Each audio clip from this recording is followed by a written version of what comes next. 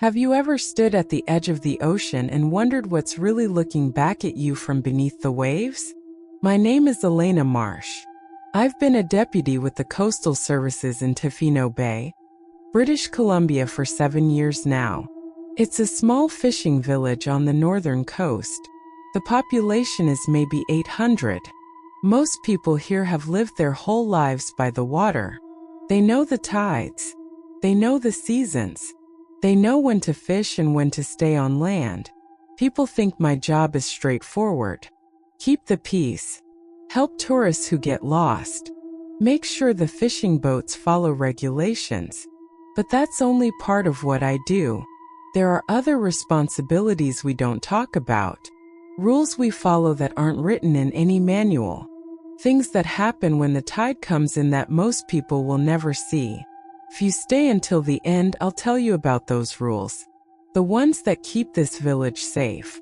The ones that explain why we never go to the beach after midnight. Why do we mark certain dates on our calendars in red? Why do some catches get thrown back immediately no matter how valuable they are? Because once you understand what the tide really brings, you can't ever look at the ocean the same way again. I grew up here in Tofino Bay. My father was a fisherman. My mother ran the general store. I learned to read the weather by watching the sky.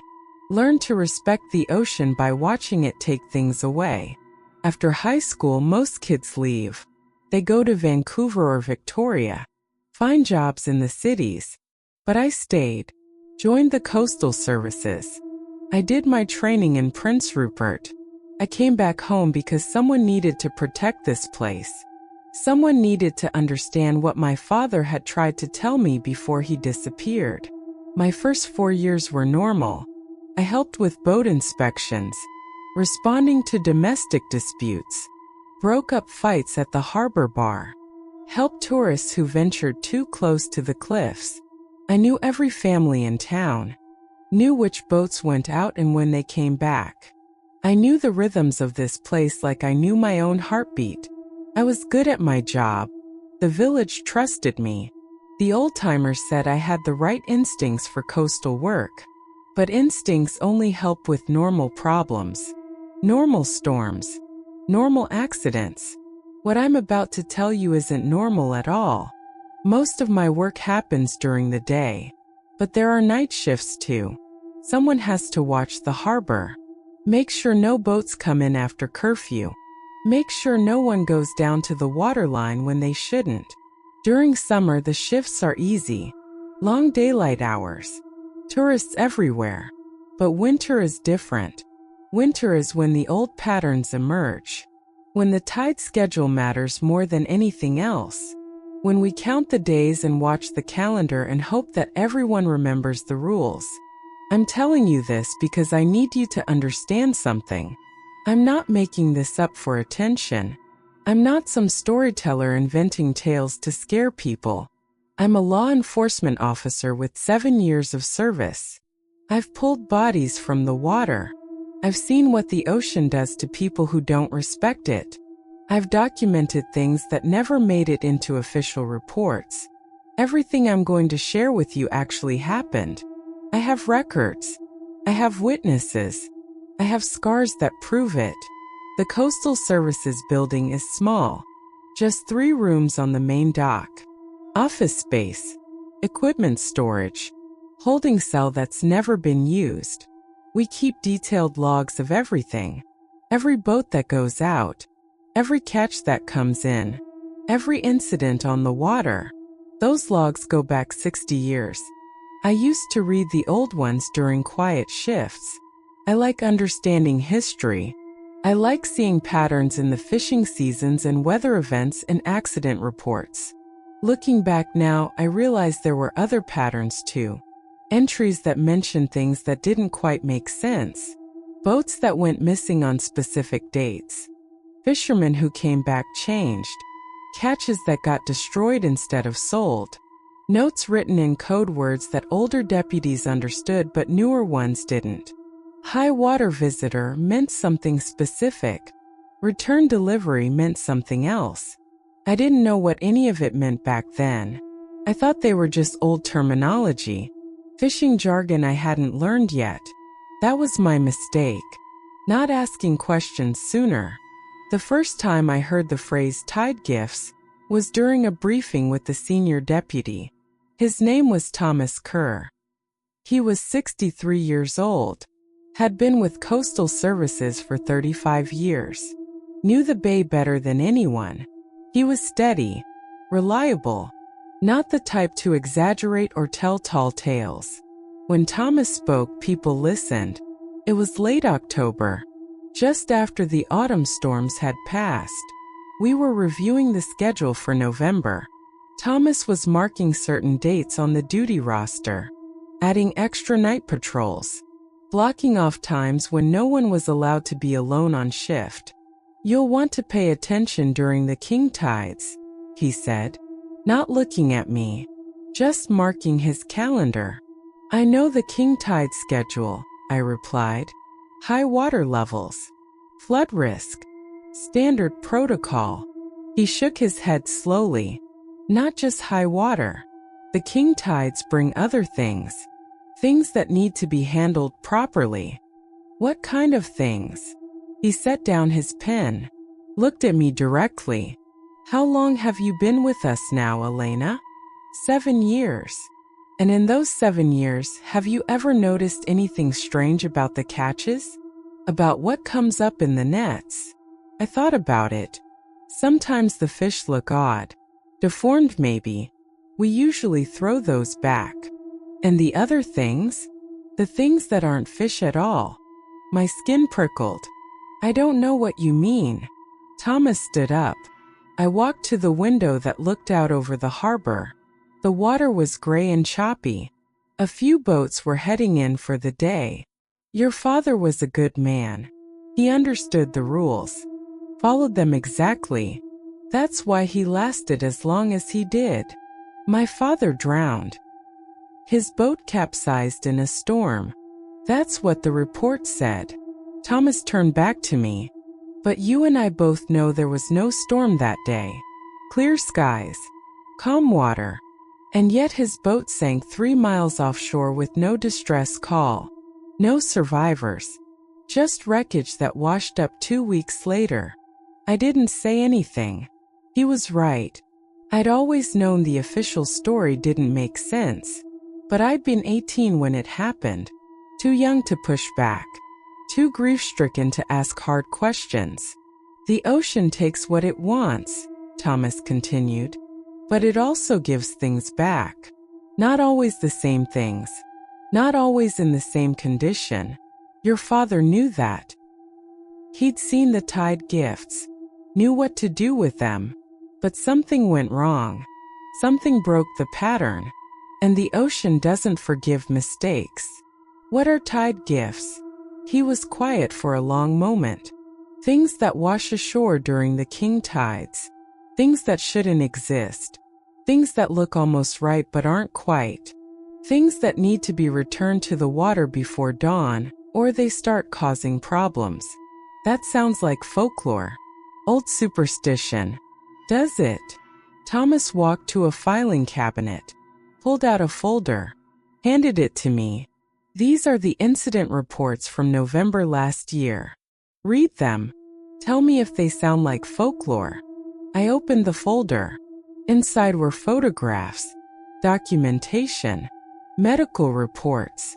A fisherman who'd suffered a complete mental breakdown after bringing in a catch he refused to describe.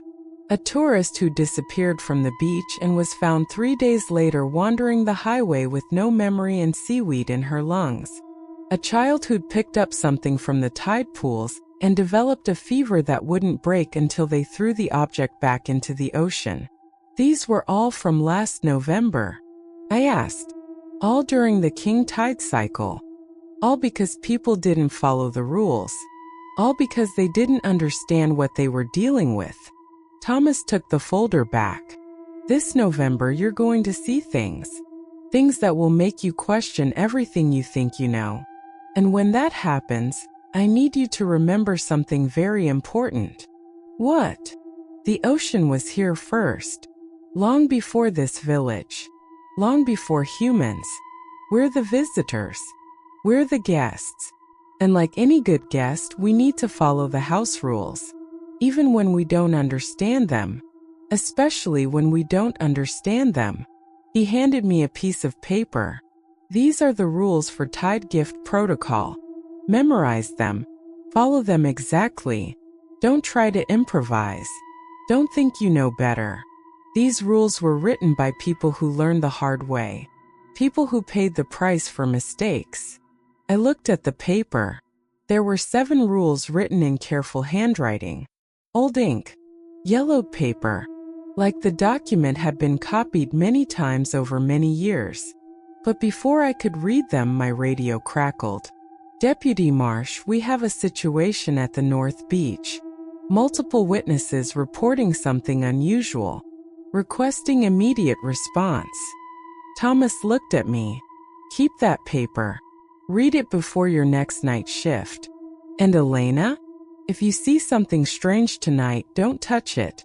Don't get close. Just call me. Understood? I nodded, grabbed my jacket, headed for the door.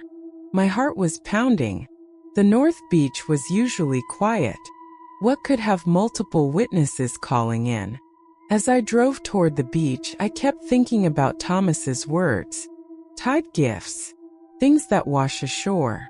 Things that need to be returned. My father's unexplained death. It all sounded impossible. It all sounded like small-town legends meant to scare children away from dangerous water. But I remembered something else too. A memory from childhood. My father came home late one night during a king tide. His clothes were soaking wet.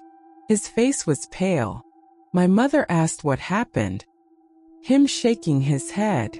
Saw something I shouldn't have. Did what needed doing. Don't ask me about it. I'd been 6 years old.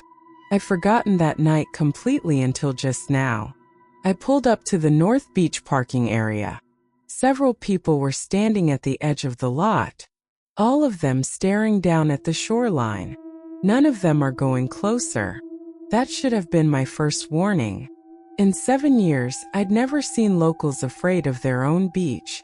I got out of my patrol vehicle. I walked toward the group.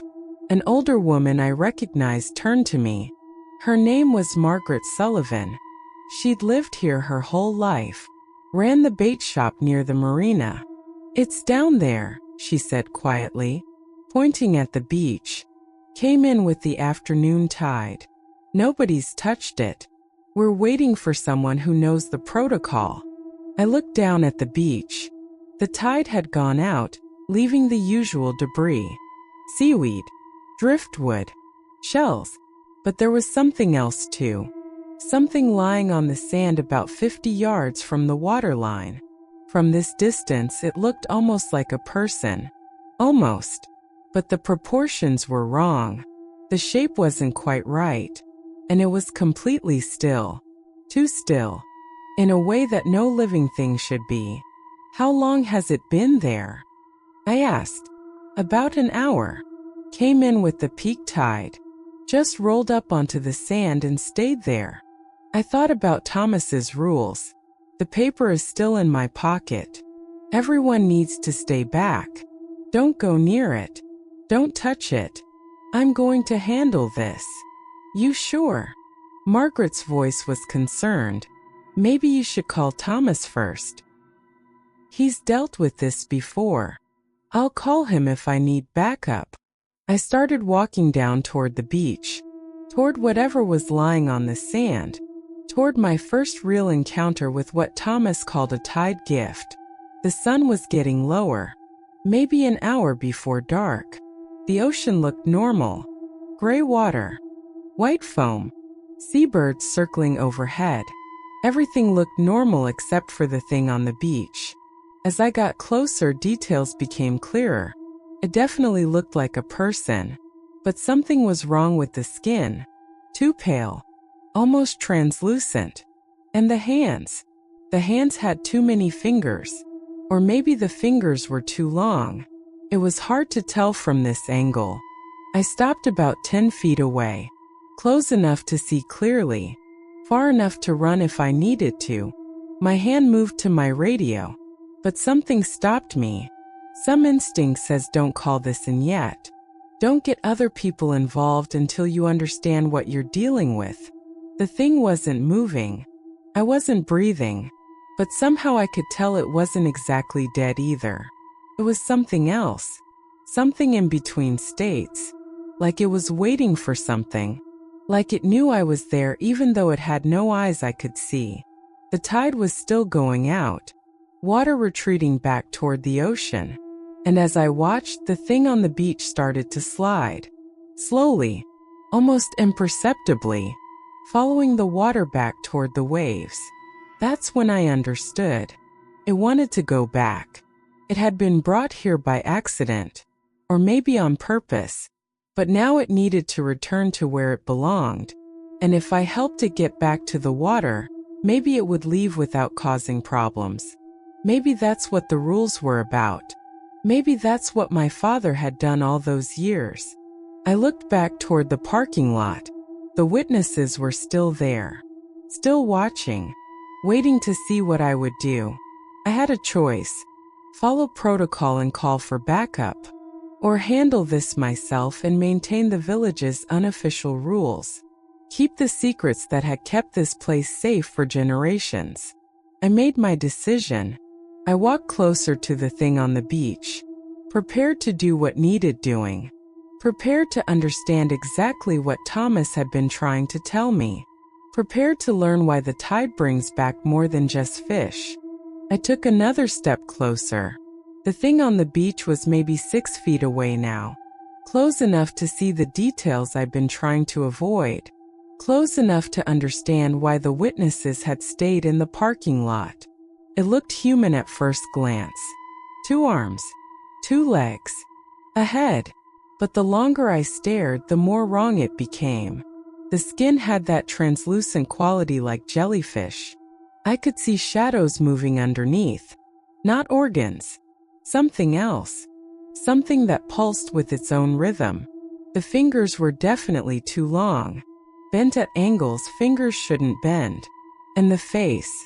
There was a face, but the features kept shifting slightly, like they couldn't quite settle on a proper arrangement. I remembered Thomas's warning. Don't touch it. Don't get close. Just call. But the thing was sliding toward the water on its own. Another few minutes and it would be gone. Maybe that was better. Maybe I should just let nature take its course. Let the ocean reclaim what it had brought. I pulled out my phone. I took several photos. Documentation. Evidence. Then I backed away slowly. I kept my eyes on it the whole time. Something told me turning my back would be a mistake. When I was about 20 feet away, I finally called Thomas. "I'm at North Beach," I said when he answered. "There's something here." "Describe it." I told him what I was seeing. The translucent skin, the wrong proportions, the way it was moving toward the water. "Is it fully in the water yet?" he asked. "No, still on the sand, but the tide's pulling it back." "Good. Let it go. Don't interfere. Just make sure no one else gets close. The ocean will take it back within the hour. Once it's fully submerged, it's not our problem anymore." "What is it, Thomas?" He was quiet for a moment. "We call them returnees. Things that come back wrong. Used to be something else. Now there's something different. The ocean changes things, remakes them, then sometimes spit them back out during the king tides." "Changes what? What were they before? Does it matter?" "They're not that anymore. There's something else now. Something that belongs to the water." He paused. "Elena, how close did you get?" "Maybe 6 feet. Did it react? Did it move toward you?" I thought back. No, it just kept sliding toward the ocean, like it wanted to go back. That's good. That means it's still mostly ocean, still following the tide.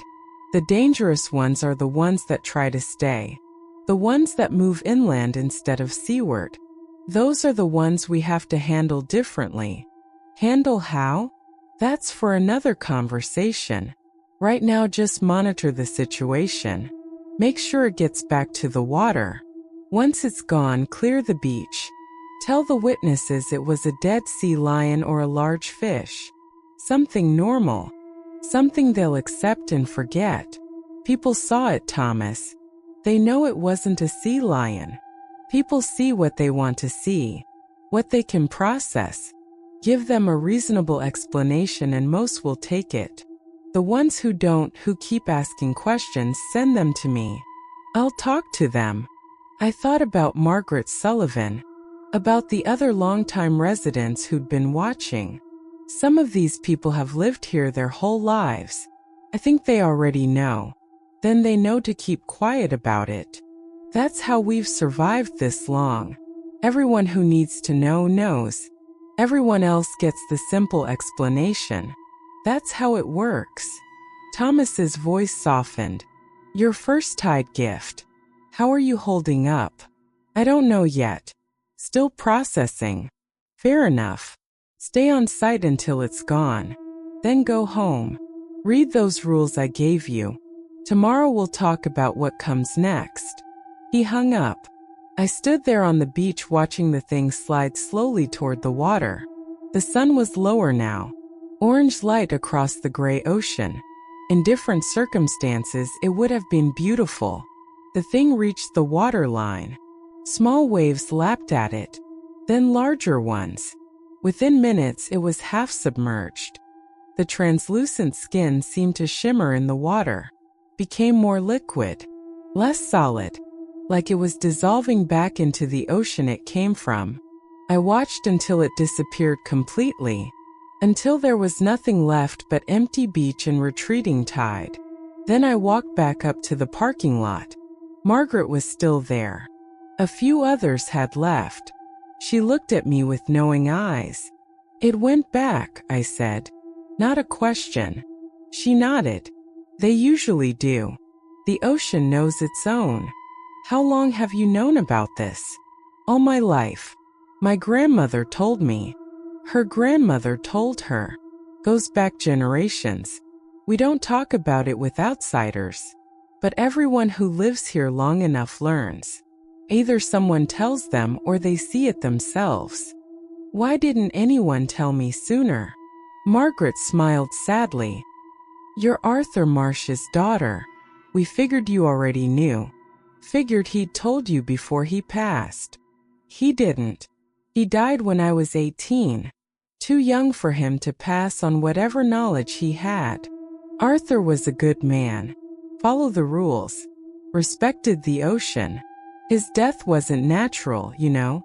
We all knew it. But some things can't be explained in official reports.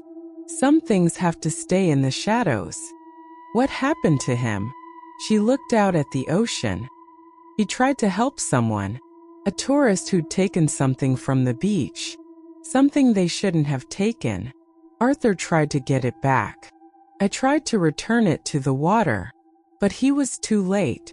The ocean had already claimed its price. Take the tourist and your father both. She turned back to me.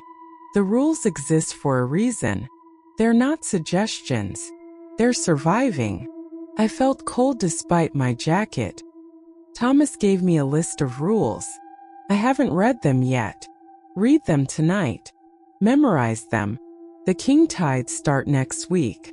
You'll need to know them by heart. She walked to her car. Paused with her hand on the door. Your father would be proud of you, Elena. You handled that well. Stayed calm. Let it go back on its own. That's the right way. The safe way. After she left, I sat in my patrol vehicle for a long time, just staring at the empty beach, trying to reconcile what I'd seen with what I thought I knew about the world. Trying to understand how everyone in this village had kept such a massive secret for so long. Finally, I drove back to the station. Thomas was there waiting. You okay? He asked. Define okay. He smiled slightly. Fair point. Come on, let's have some coffee and I'll fill in the gaps. We sat in the break room. He poured 2 cups from the old pot that was always brewing. Then he pulled out a binder. Old, worn, the kind of record that had been maintained for decades. These are the official logs, he said. The ones we file with the province. Clean, simple, nothing unusual. He pulled out another binder from under the table. These are the real logs, the ones we keep here, the ones that tell the actual story. He opened it to a page marked November. Every year during the king tides, things wash ashore. Returnees like what you saw today, but also other things. Objects, creatures, sometimes just phenomena we can't explain. Most of it goes back on its own. Some of it needs help, and very rarely something tries to stay. Those are the dangerous ones. I looked at the entries, detailed descriptions, dates, times, how each situation was resolved. Some entries were routine. Returnee at South Beach, monitored until high tide, departed without incident. Others were more disturbing. Object found in nets. Fishermen exposed for 6 hours before reporting. Developed symptoms. Required intervention. What kind of symptoms? I asked. Depends on the exposure. Some people develop fever, hallucinations, compulsions to return to the water. Others become obsessed with the object. Won't let it go. Won't let anyone take it away. Those cases require more direct action. What kind of action? Thomas closed the binder. The kind we don't write down. The kind that stays between the people who were there. All you need to know is that we handle it. We keep the village safe. And most importantly, we make sure the tide gifts go back where they belong. Why does this happen here? Why Tofino Bay? Geography maybe. Ocean currents. The way the bay is shaped. Or maybe this place has always been a boundary. A place where the ocean interacts with land in unusual ways. The First Nations people who lived here before us had their own rules about the water. Their own ceremonies. They understood something we're still trying to figure out. Which is that the ocean isn't just water and fish and seaweed. It's something alive in ways we don't fully understand. Something ancient. Something that operates by rules we can barely perceive. And sometimes during certain tides, those rules intersect with ours. Things cross over. Things that shouldn't exist in our world. And when they do, we have a choice. We can panic, try to contain or destroy them. Or we can respect the boundary, help things return to where they belong. Keep the balance. He handed me a key. This opens the secure storage in the back. Tomorrow I'll show you what's in there. Equipment we use. Protocols for different scenarios. Tonight just go home. Read the rules. Get some rest. Next week is going to be intense. I took the key. Thomas, why does everyone keep this secret? Why not warn people? Why not tell tourists to stay away during king tides? Because fear is contagious. Because people don't understand things they can't explain. If word got out about what happens here, we'd have 2 problems. First, people would either avoid this place entirely, which would destroy the fishing economy that keeps this village alive. Or second, we'd get curiosity seekers. People want to see the phenomena, taking photos, trying to capture or study the returnees. And that would be worse. That would break the balance completely. So we keep it quiet. We handle it ourselves. And we teach the next generation how to maintain the peace. I drove home as the sun set completely. My small house was on the east side of the village, away from the water. I'd never thought about that before. Now I realized it was deliberate. My father had chosen this location, far enough from the beach to be safe during the king tides. Inside I made tea, sat at my kitchen table, Pulled out the paper Thomas had given me. 7 rules written in faded ink. Rule 1. Never touch a tide gift with bare hands. Use gloves. Use tools. Maintain distance. Rule 2. Tide gifts that move toward the ocean should be allowed to go. Do not interfere. Do not attempt to study or photograph up close. Rule 3. Tide gifts that move inland must be redirected to the water immediately. Use barriers. Use light. Use sound. Do not let them establish a presence beyond the tide line. Rule 4. If a tide gift remains on the beach past dawn, it must be returned to the water by force. This is dangerous. Never attempt alone. Rule 5. Objects brought up in fishing nets must be examined before touching. If they have unusual properties, return them immediately. Do not bring them to shore. Rule 6. People who have direct contact with tide gifts must be monitored for 72 hours. Symptoms include fever, confusion, compulsion to enter the water. If symptoms develop, contact senior staff immediately. Rule 7. Under no circumstances should tide gifts be collected, preserved, or studied. They do not belong in our world. They cannot exist here permanently without consequences. Always return them. I read the rules 3 times, memorized them. Then I looked up the king tide schedule on my phone. The next high tide cycle started in 6 days. Peak tides the following week. 17 days total of elevated risk. 17 days of watching the beach, monitoring the catches, dealing with things that shouldn't exist.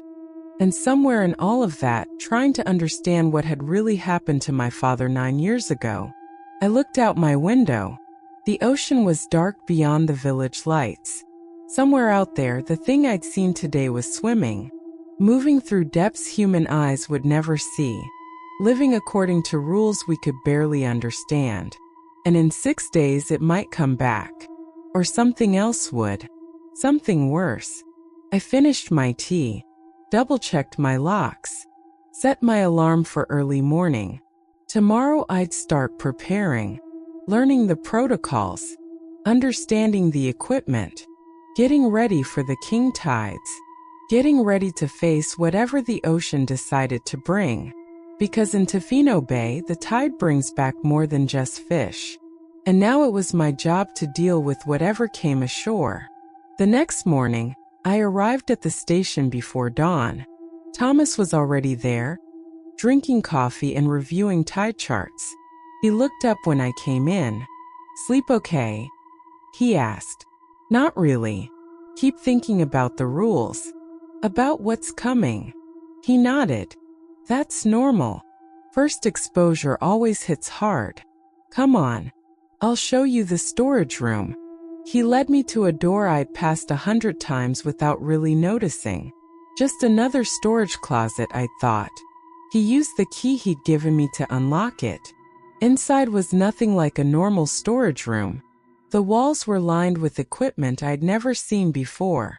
Protective suits, heavy gloves that went up to the shoulders, poles with hooks and nets, containers made of thick glass and metal, and along one wall, a series of locked cabinets with warning labels.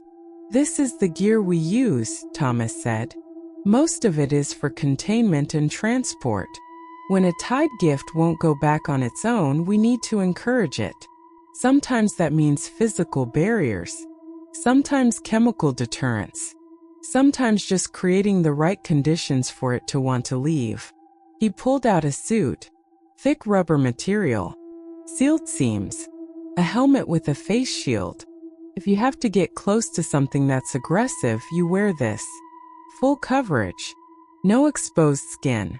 These things can't penetrate rubber, but they can burn or poison exposed flesh. They're that dangerous? Some are. Most aren't.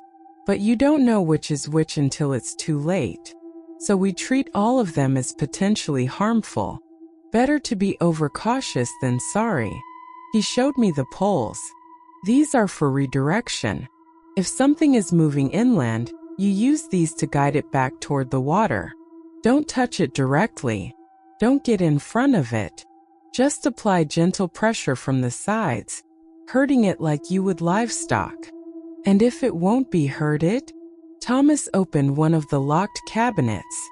Inside were bottles of clear liquid. This is concentrated salt water, hypersaline. We spray it on tide gifts that are resistant to going back. It reminds them where they belong. Burn them slightly. Encourages departure. You said some people develop symptoms after contact. What do we do for them? He closed the cabinet, locked it again. That's the hardest part. Once someone has been exposed, they start changing. Slowly, the ocean gets inside them.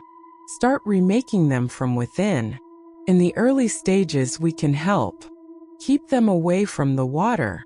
Monitor them constantly. Sometimes the symptoms fade after 72 hours, but sometimes they don't.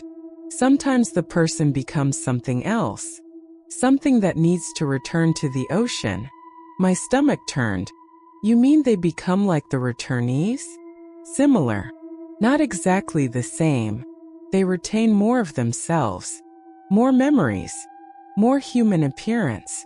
But the ocean owns them. They can't resist the call. If we try to keep them here, they deteriorate, become violent, start attracting other tide gifts. So we make a choice. He looked at me directly. We let them go. We walk them to the water at high tide, and we watch them disappear into the waves. It's the most merciful option. How often does that happen? Maybe once every 5 years. It's rare, but it happens. Your father knew 3 people who went that way. Escorted them himself. It's part of the job, the part nobody wants. But someone has to do it. I thought about that. About walking someone you knew to the ocean, watching them wade in and never come back.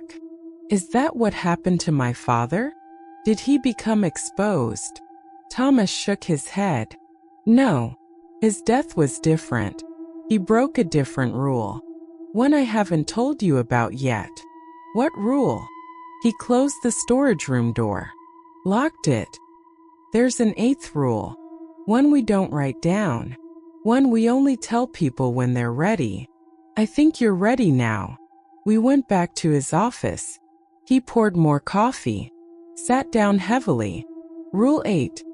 Never try to take something back from the ocean once it's been claimed. The ocean doesn't give refunds. Don't negotiate. Once it decides something belongs to it, that's final. Anyone who tries to interfere becomes part of the price. What did my father try to take back? A tourist. Young woman. She'd been swimming during king tides. Went out too far. Something grabbed her. Pulled her under. Your father was on duty. He saw it happen. And instead of letting her go, he dove in after her. I tried to save her. Thomas's voice was heavy. He got her to shore, got her breathing, but he'd touched her after the ocean had claimed her. His skin made contact with hers, and that was enough. Within 3 days, he started showing symptoms: fever, confusion, the compulsion to return to the water. We tried to help, kept him away from the beach, but the pull was too strong. One night he walked out.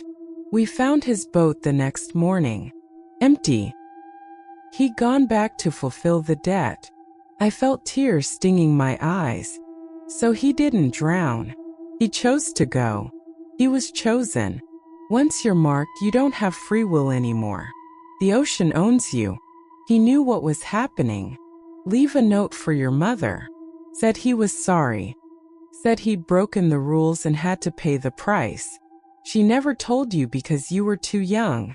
She wanted you to remember him as a hero, not as someone who'd been claimed by something we can't understand. I sat there processing this. My father hadn't died in an accident. He'd been taken, transformed.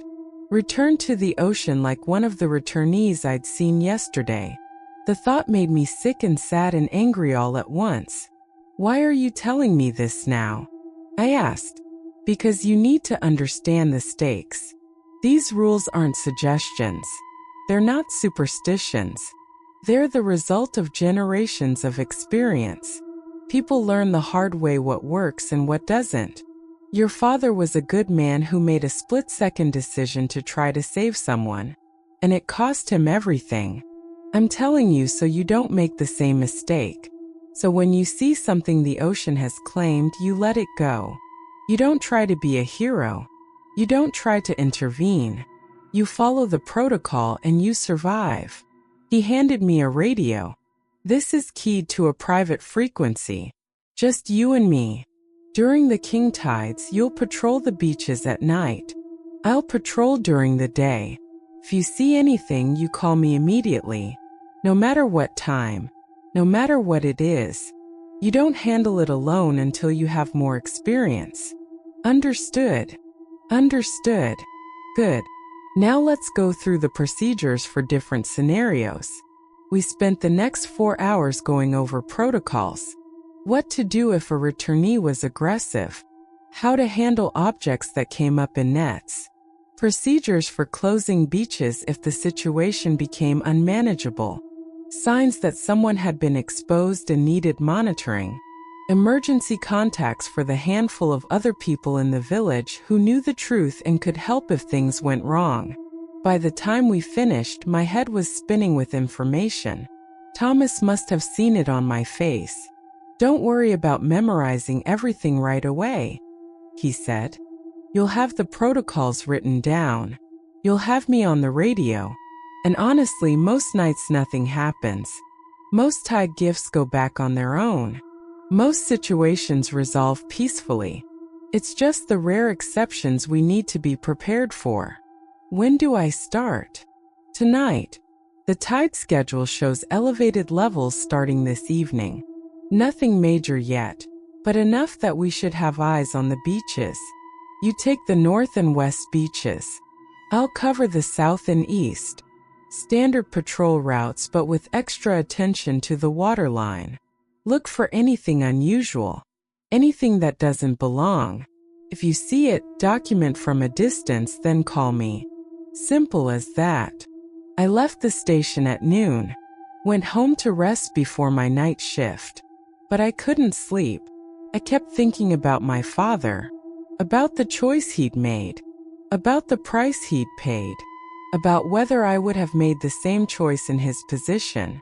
I also thought about the people in the village. How many of them knew? Margaret Sullivan clearly knew. Thomas knew. The older fishermen probably knew. But what about the younger generation? My classmates who'd stayed? The families with children?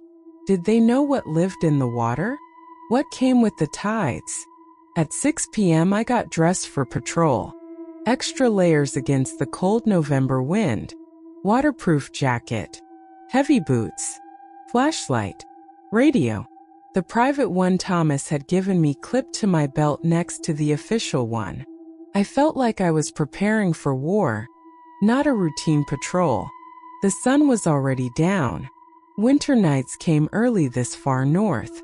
I drove to the North Beach parking area, got out and walked down to the sand. The tide was coming in, higher than usual. First of the king tide cycle. The water looked dark and aggressive, waves hitting the shore harder than normal. I walked the beach slowly, shining my light along the waterline, looking for anything out of place. For the first hour I found nothing, just normal beach debris, seaweed, a few dead fish, pieces of driftwood, the usual detritus the ocean always left. Then I saw it, about 50 yards ahead, something pale on the dark sand, not moving, but wrong somehow, wrong shape, wrong texture. I approached carefully, keeping my distance. As I got closer, I realized it was another returnee, smaller than yesterday's, maybe 4 feet long, the same translucent skin, the same wrong proportions. But this one wasn't sliding toward the water. This one was moving inland, away from the ocean, toward the beach grass and the parking lot beyond. This was a Rule 3 situation. Redirect to water immediately. I grabbed my radio. Thomas, I have a situation on North Beach. Returnee moving inland. Requesting guidance. His voice came back immediately. Don't let it get past the tide line. Use barriers. Bright light. Make it uncomfortable to keep moving inland. I turned my flashlight to its brightest setting. Aimed it directly at the thing. It stopped moving. Seemed to recoil from the beam. I kept the light steady. Started moving around it, herding it back toward the water like Thomas had taught me. It resisted at first. Tried to slide past me toward the grass. But I kept the light in its path. I kept myself between it and the inland route. Slowly it started to turn. Started moving back toward the water. I followed. Keep pressure on. Keep it moving in the right direction. It took 20 minutes, but finally it reached the water line. The waves touched it. And just like yesterday, it began to dissolve, to become part of the water it came from. Within minutes, it was gone. I stood there breathing hard. My heart is pounding. That had been close. If it had reached the grass, established itself beyond the beach, what would have happened? Would it have kept moving? Reached the parking lot? The road? The village? My radio crackled. Elena, status? It's gone. Returned to the water. No incidents. Good work. That's how it's done. Keep patrolling. There might be more. There were. Over the next 4 hours, I found 3 more. All of them trying to move inland. All of them require redirection. By the time my shift ended at 2 a.m., I was exhausted. But I'd successfully returned all of them to the ocean. No breaches. No exposure. A clean night. Thomas met me at the station. 4 in one night. That's higher than usual. King tides are going to be intense this year. Why are they trying to move inland? Yesterday's returnee went back on its own. Different types. Different levels of change. The ones that go back easily are mostly ocean. The ones that try to stay are more human. Or more of whatever they used to be. They remember land. They're trying to return to what they were. But they can't. They're in the ocean now. And if we let them stay, they deteriorate. Become dangerous. Start affecting the people around them. Affecting how? Drawing them to the water. Creating compulsions. It's like they emit some kind of signal. Some calls that other people can hear. Children are especially vulnerable. Adults start having dreams about swimming, about going deeper, about letting the ocean take them. That's why Rule 3 is so critical. We can't let them establish a presence inland. Can't let them start calling to the village. I thought about that. About something emanating a signal that called to people. Made them want to enter the water. Has that ever happened? Has one ever made it to the village? Thomas's expression darkened. Once. 20 years ago. Before I was a senior deputy. A returnee made it all the way to Main Street before we caught it. Took 3 days to round up all the people who'd been affected. 2 of them had to be escorted to the water. They'd been called so strongly they couldn't resist anymore. After that, we established the protocols we use now. Made sure we had enough people watching. Made sure nothing got past the beaches. He stood up. Go home. Rest. Tomorrow night you're on duty again. The peak tides are 3 days away. That's when it gets really challenging. That's when the ocean brings up things we haven't seen before. Things we don't have protocols for. Things we have to figure out on the spot. I drove home as the first light of dawn touched the eastern sky. My house felt safe. Warm. Dry. Far from the ocean and whatever it held. But I knew that safety was an illusion. The ocean was always there, always waiting, always bringing things back with the tide. And now it was my job to make sure those things went back where they belonged, no matter what they looked like, no matter what they used to be, no matter how much they might have once been human. Because in Tofino Bay, the tide brings back more than just fish. And sometimes it brings back things that used to be people. Things that remember being human but aren't anymore. Things that need to return to the deep where they belong. And I was one of the few people standing between those things and the village I'd sworn to protect. The next 2 nights followed the same pattern. Multiple returnees washing ashore. All of them trying to move inland. All of them require redirection back to the water. I was getting better at it, learning to read their movements, understanding which angles to approach from, how to use light and barriers most effectively. But I was also getting more exhausted. Each encounter took energy, concentration. The constant vigilance was wearing me down. By the 3rd night, I was running on coffee and adrenaline. That's when the pattern changed. I was patrolling the West Beach around 11 p.m. The tide was at its peak, highest water level of the cycle so far. The ocean had pushed all the way up to the storm barriers. Waves were crashing against the rocks with unusual force. I found the first returnee near the old pier. Standard response. Redirected it back to the water. No problems. But as I continued my patrol, I noticed something different. There were markings in the sand, symbols drawn on the wet beach, circles and lines that looked almost deliberate, almost like writing.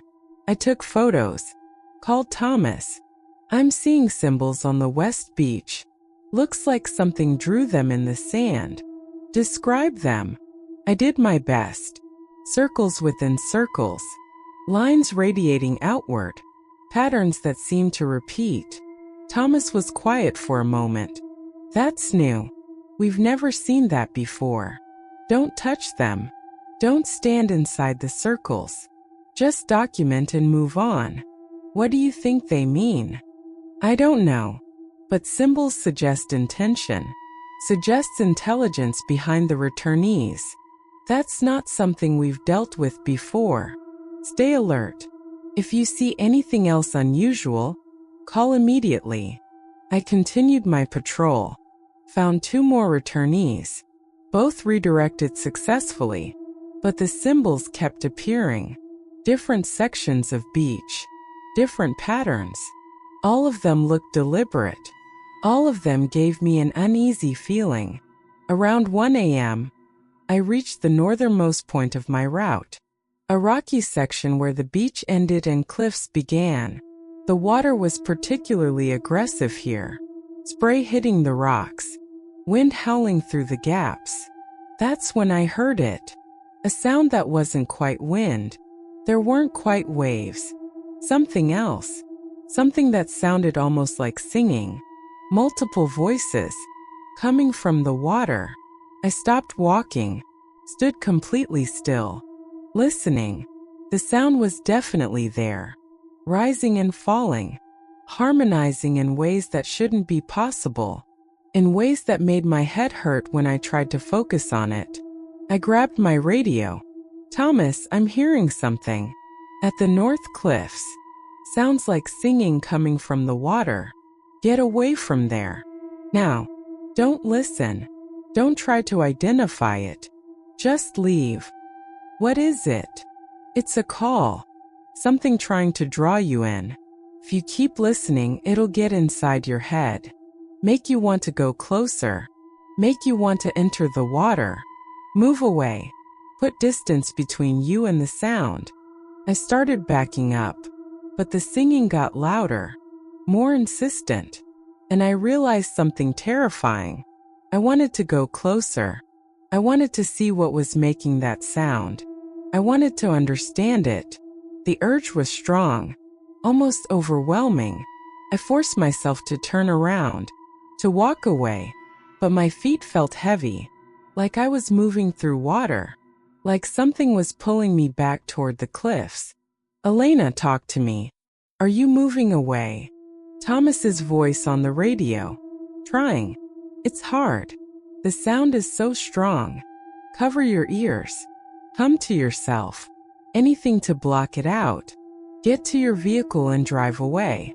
Don't stop until you're at least a mile from the beach. I covered my ears with my hands, started humming loudly. Anything to drown out that terrible, beautiful singing. Force myself to walk faster. Then run. Away from the cliffs. Away from the sound. Away from whatever was calling to me from the water. I made it to my patrol vehicle. Got inside. Locked the doors. My hands were shaking. I could still hear it faintly, even through the closed windows, even over the sound of the engine when I started the car. I drove inland, away from the beach. I kept driving until the sound faded completely, until all I could hear was my own heartbeat and my ragged breathing. I pulled over on a side road, grabbed the radio. Thomas, I'm clear. Whatever that was, I'm away from it now. Good. Stay there. I'm sending back up to check the cliffs. You're done for the night. Go home. Lock your doors. Try to sleep. And if you hear that sound again, even in your memory, turn on music. Turn on the TV. Fill your head with other noise. Don't let it take root. I drove home in a daze. The singing had stopped, but the memory of it was still there. Still calling. Still making me want to return to the water. I understood now why Thomas had been so urgent. Why did he tell me to leave immediately? That sound wasn't natural. It was designed to lure, to attract, to draw people into the ocean where something was waiting. And if I'd stayed longer, if I'd gotten closer, I might not have been able to resist. At home, I turned on every light, turned on the TV. Loud music, anything to fill the silence, anything to keep that singing from echoing in my memory. I made strong coffee, sat at my kitchen table. I tried to process what had happened. This was different from the returnees. Those were passive. They moved, but they didn't actively hunt. They didn't call. They didn't try to draw people in. But whatever had been at the cliffs tonight was actively trying to lure me, actively trying to claim me. My phone rang. Thomas, how are you feeling? Shaky, but okay. The sound is gone. Any compulsion to return? Any urge to go back to the beach? I thought about it. Maybe a little, but I can resist it. That's good. Means the exposure was brief enough. But I want you to stay away from the beaches tomorrow night. Take a break. Let someone else patrol. I'll bring in one of the other deputies who knows the situation. I can do my job. I'm not questioning your ability. I'm protecting you. That sound you heard is something we call the chorus. It doesn't appear every year. Only during the strongest king tides. Only when the ocean is at its most active. It's one of the most dangerous phenomena we deal with. People who hear it for too long become obsessed. They don't eat, don't sleep, just sit and listen. And eventually they walk into the water and don't come back. What is it? What makes that sound? We don't know. Some think it's the returnees singing in groups. Others think it's something else. Something older. Something that's always been in the deep and only comes up during the highest tides. All we know is that it's dangerous. And once it's in your head, it's hard to get out. The symbols in the sand. Do you think they're connected? Maybe. The symbols started appearing the same night you heard the chorus. Could be the returnees are leaving markers. Instructions. Warnings. We can't read them, so we can't know. But the correlation is concerning. Suggests coordination. Suggests something organizing the returnees. Directing them. That thought made my skin crawl. The idea that there was intelligence behind this. that something was orchestrating the tide gifts, that they weren't random but part of some larger pattern or purpose. What do? I asked. We watch. We document. We keep everything from moving inland. And we wait for the tides to peak and then recede. Once the king tide cycle ends, most of this will stop. The chorus will go quiet. The returnees will stop coming ashore in such numbers. We just have to survive the next few days. You make it sound like a siege. It is. Every year the ocean tests the boundaries, pushes a little harder, try new approaches, and every year we push back. We maintain the line. We keep the village safe. That's been the pattern for as long as anyone can remember. And as long as we follow the protocols, we survive. We talked for another 30 minutes. He gave me specific instructions for the next few days. Stay away from the beaches at night. Patrol during daylight only. Let others handle the nocturnal encounters. Monitor myself for symptoms. Report any compulsion to return to the water. After we hung up, I tried to sleep. But every time I closed my eyes, I heard echoes of that singing. Faint, distant, but still there. Still beautiful. Still calling. I got up, took a cold shower, made more coffee, turned the TV volume even higher. Anything to drown out the memory. Eventually, exhaustion won. I fell asleep on my couch with the lights on and the TV blaring.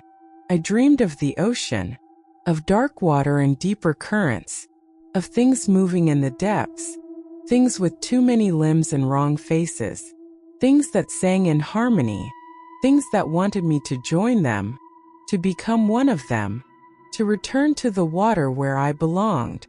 I woke up gasping. It was noon, daylight outside, normal sounds, birds, traffic. The village went about its business like nothing was wrong, like people weren't being called by something in the ocean, like the tide wasn't bringing back things that used to be human. I checked my phone. 3 missed calls from Thomas. 2 texts. Check in when you wake up. Need to know you're okay. I called him back. I'm here. I'm fine. I had some bad dreams, but nothing I can't handle. Dreams about the water? Yes, that's normal. They'll fade over the next few days. Just keep yourself busy. Keep your mind occupied. And stay away from the beaches. What happened last night? Did you send someone to check the cliffs? We did. Found more symbols. Different patterns. And we found something else. Evidence that people had been there. Footprints leading to the water. But no footprints leading back. My stomach dropped. Someone went in? Looks like it. We're checking missing person reports now. Could be a tourist. Could be someone from the village.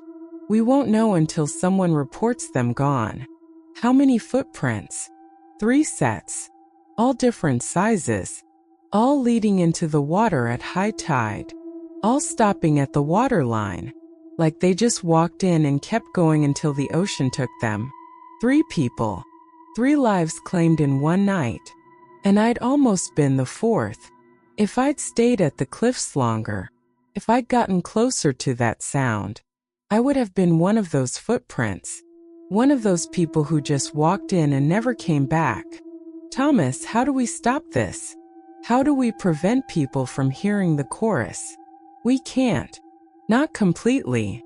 We can close the beaches during the peak nights. Put up barriers. Post warnings. But if someone really wants to get to the water, they'll find a way. And once they hear it, once it gets into their heads, they're already lost. We can try to intervene. Try to keep them away. But most of the time, they find a way to return. The ocean always collects what it calls. I spent the rest of the day trying to stay busy. Ran errands. Did paperwork. Anything to keep my mind off the chorus. Off the memory of that singing. Off the knowledge that 3 people had walked into the ocean last night and weren't coming back. Around 5 p.m. my phone rang. Margaret Sullivan. Elena, you need to come to the harbor. Now. Something's wrong with the catch. I drove down to the marina. Margaret was standing on the dock with several fishermen. They were all staring at a boat that had just come in. The nets were still deployed over the side. What's the problem? I asked. One of the fishermen, an older man named Jack, pointed at the nets. Look at what came up. I walked closer, looked into the nets, and immediately wished I hadn't. The nets were full of fish. Normal catch. But tangled among the fish were other things. Objects that looked almost like tools. Almost like artifacts. Made from materials I couldn't identify. Bone maybe. Or shell. But shaped deliberately. Carved with those same symbols I'd seen in the sand. We've been fishing these waters for 40 years, Jack said. Never seen anything like this before. We pull up our nets and this is what's in them. These things. These tools or whatever they are. And the fish around them, they're all dead. Every single one. Like these objects poisoned them. I remembered Rule 5. Objects from fishing nets must be examined before touching. If unusual properties, return immediately. Don't touch any of them, I said. Don't bring them aboard. We need to put everything back. Now. But the fish, Jack protested. That's our livelihood. We can't just throw back a whole day's catch. The fish that are away from those objects might be okay. But anything that touched them needs to go back. Thomas's orders. This is protocol. Margaret nodded. He's right. I've seen this before. Years ago. My husband brought up something similar. Kept one of the objects to show people. Within a week he was sick. Fever. Visions. Had to throw the object back before he recovered. These things aren't meant for us. They're the ocean. They need to stay there. The fishermen grumbled but complied. They carefully sorted the catch, keeping fish that were untouched by the objects, returning everything else to the water. The strange artifacts went back last, sinking into the dark water, disappearing into the depths. As we worked, I noticed something. The objects were all connected by thin cords, like they'd been strung together deliberately, like they'd been placed in the fishing zones on purpose, like something wanted them to be found, wanted them to come ashore. This wasn't random. This was intentional. And that terrified me more than anything else I'd seen, because it meant whatever was out there in the deep wasn't just bringing things back with the tide. It was sending messages, creating symbols, crafting tools. It was intelligent, and it was trying to communicate, or maybe trying to invade, and we were running out of time to figure out which. Over the next 3 days, the situation escalated. More returnees, more symbols, more objects in the fishing nets. And every night, the chorus sang from the cliffs, calling, drawing, taking. We closed the beaches, posted guards, but still people went missing. 5 more in total. All of them walked to the water and never returned. All of them had heard the singing and couldn't resist. Thomas and I worked around the clock, redirecting returnees, monitoring the village, trying to keep people away from the beach. But we were exhausted, running on empty, and the ocean kept pushing. On the 7th night, the peak tide arrived. Highest water level in 20 years. The ocean pushed all the way to the village streets, and with it came something we'd never seen before. A returnee that looked exactly like my father. Same face, same build, same eyes, standing at the waterline, not moving inland, not moving back to the water, just standing there, watching me, waiting. I knew it wasn't really him, knew it was something wearing his shape, something the ocean had crafted from memory or perhaps from what remained of him after all these years. But seeing his face nearly broke me. Thomas was beside me. "Don't go near it. Don't speak to it. It's bait. It's trying to draw you in." "I know," I whispered, but every part of me wanted to run to him, to ask questions, to understand what happened, to bring him home. The thing that looked like my father raised one hand, beckoned, smiled the way he used to smile, and spoke in his voice.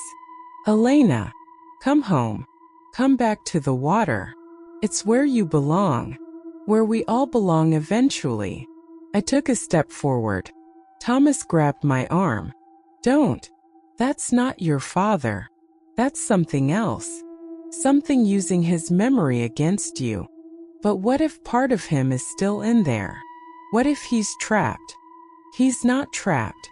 He's gone. What's standing there is just an echo, just the ocean's way of testing you, seeing if you'll break the rules, seeing if you'll give yourself to the water." I stood there torn. My father's face, his voice. All I'd ever wanted was to understand what happened to him, to say goodbye properly. And here was my chance, or at least the illusion of a chance. The thing took a step toward me, then another, moving off the beach, onto the road, coming closer. "Please, Elena, I've been waiting so long, waiting for you to join me. We can be together again, in the deep, in peace. No more pain, no more questions, just the water and the dark and the singing." I realized what it was doing. It wasn't trying to return to the ocean. It was trying to get me to follow it back, trying to claim me the way my father had been claimed. And if I touched it, if I made contact, the ocean would own me too. "No," I said, voice shaking but firm. "You're not my father. You're just wearing his face. And I won't follow you. I won't break the rules he died protecting." The thing stopped. Its smile faded. The features began to shift, becoming less human, more fluid, more ocean. "You could have had peace, could have had answers, could have been with him again. But you chose to stay, choose to remain. The ocean will remember. The ocean will wait. And eventually all debts are paid. All calls are answered. All things return to where they began." Then it turned. I walked back to the waterline and dissolved into the waves. I collapsed. Thomas caught me. "You did it. You resisted. You followed the rules even when it hurt. That's strength. That's survival." It had his voice, his face. How did it know? The ocean knows everything it takes. Remember everything it claims. And it uses that knowledge when it needs to. Your father went into the water, became part of it, and now it can recreate him whenever it wants. Use him as bait, as a lure. But it's not really him. Just a copy, just an echo. The tide began to recede that night. The highest point had passed. Over the next week, the phenomena decreased. Fewer returnees. Fewer symbols. The chorus grew quieter until it was just a memory. The objects stopped appearing in the nets. The ocean pulled back, released its pressure, let the village breathe again. We'd survived another king tide cycle, but we'd lost 8 people, 8 souls claimed by the water, 8 families that would never get real answers about what happened to their loved ones. I continued my work as a deputy, continued monitoring the beaches, following the protocols, teaching the next generation about the rules, about respecting the boundaries, about understanding that the ocean was older and deeper and stranger than we could comprehend.